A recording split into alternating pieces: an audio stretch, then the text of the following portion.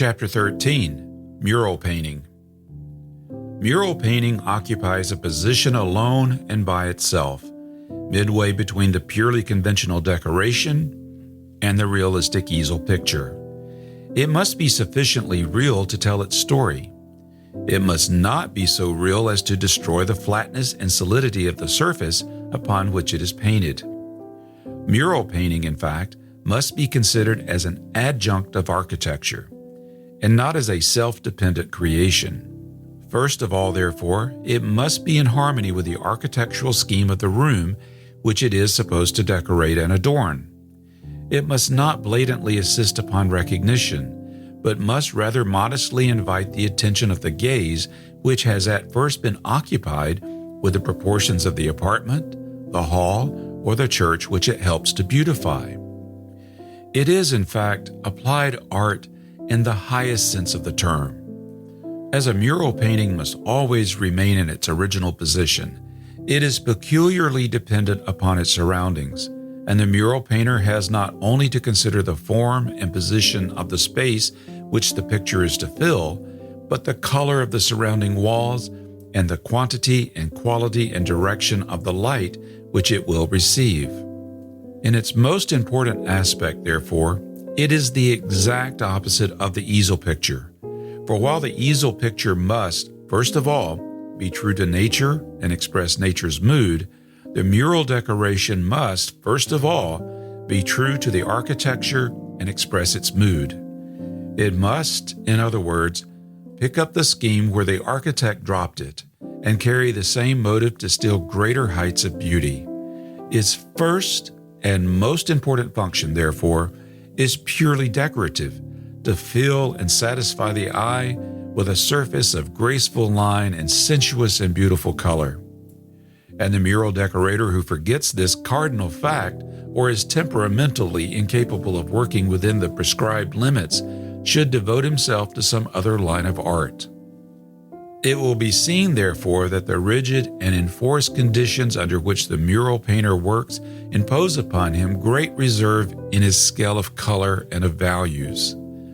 If he were to use the full scale of either, or anything approaching it, he would inevitably produce the illusion of the easel picture, which it is essential to avoid. His wall surface would apparently disappear, and one of the chief architectural unities would be violated.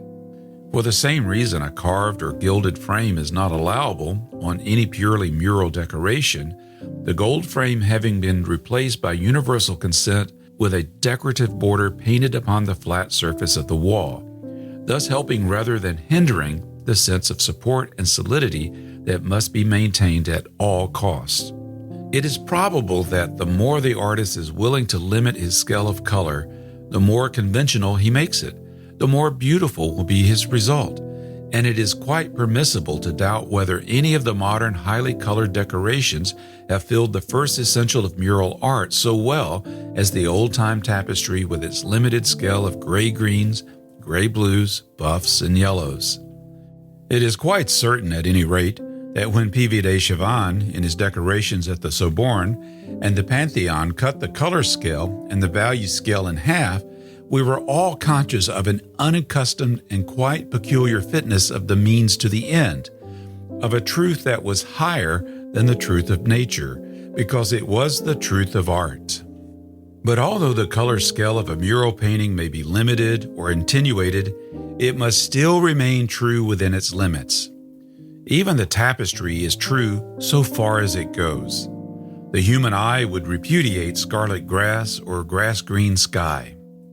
The elements of the decoration must come from nature exactly as they do in the easel picture, the difference being that in the latter case the painter accepts and utilizes practically all that nature gives him, while the mural painter takes from nature only those elements which will best subserve his ends.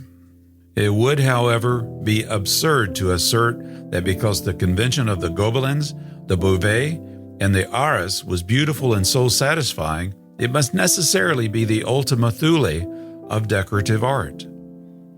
It was simply one good form out of hundreds, many of which are yet to be discovered. The color schemes that could be utilized for this purpose are simply unlimited in number, and when the demand arises, it is almost certain that another convention equally beautiful, though different, will appear right here in our own country.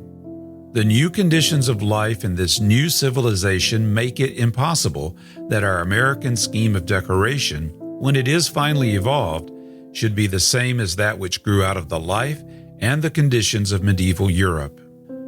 Those of our artists who are foolishly occupied in copying or transposing the beautiful art of the ancients have entered a blind alley which ends against a blank wall. Imitation is the sincerest form of flattery, but in art it leads only to a fall. Until very recent years, almost all important mural decorations were figure compositions in which landscape played only a minor part.